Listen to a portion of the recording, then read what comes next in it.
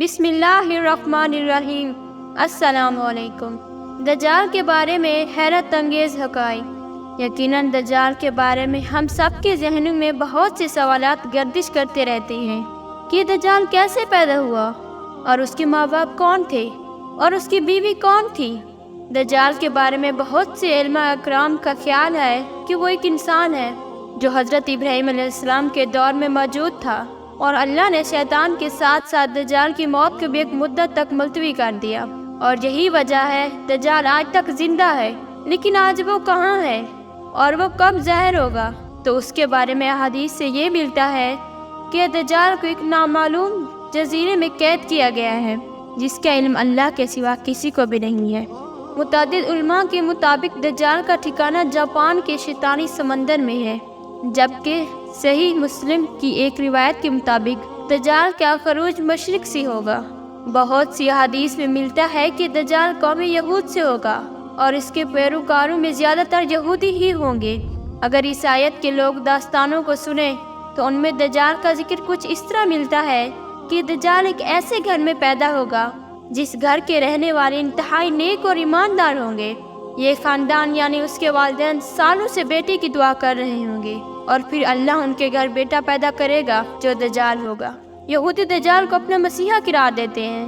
آج کے دور میں یہودیوں کے مطابق ان کا مسیحا یہودی النسل ہوگا۔ ان کے مطابق دجال حضرت داؤد علیہ السلام کے شاہی خاندان سے ہوگا، اور تخت داؤد کا جانشین ہوگا، اور عام انسانوں کی طرح پرورش پائے گا، لیکن وہ غیر معمولی اور بہت سی پراسرار طاقتوں کا حامل ہوگا۔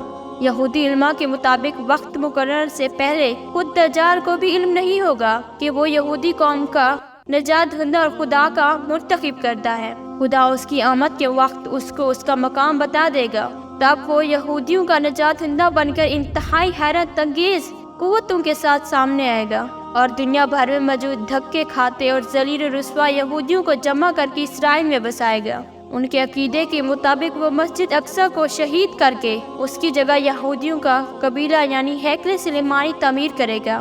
مزید ان کے عقیدے کے مطابق وہ تمام غیر یہودیوں کے خلاف ایک خوفناک جنگ کر کے ان سب کو ہلاک کر دے گا، اور وہ حضرت داؤد علیہ السلام کی سلطنت کو شان و شوکت کے ساتھ قائم کرے گا۔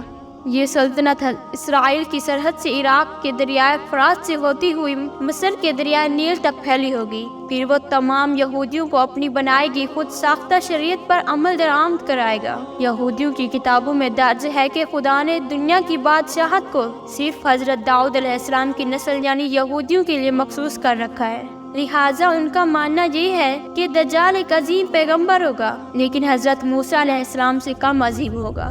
جبکہ ان کا مزید کہنا ہے کہ ساری دنیا دجال کی عقل و ذہانت اور طاقتوں کی وجہ سے اس کو بادشاہ تسلیم کر لے گی، اور دنیا کے سارے مذاہب ختم ہو جائیں گے، صرف یہودیت باقی رہے گی۔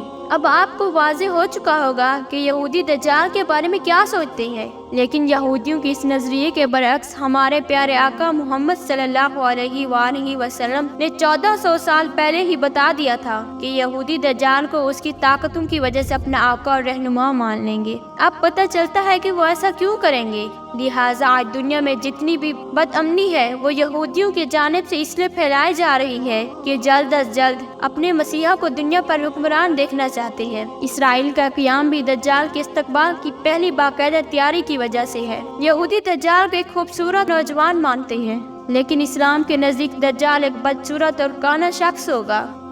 اس کے بال گھنگرالے ہوں گے جیسے اس کے سر سے سانپ لٹک رہے ہوں۔ اس کی رنگت سرخی مائل سفید ہوگی۔ اس کی پیشانی اور گردن بہت زیادہ چوڑی ہوگی۔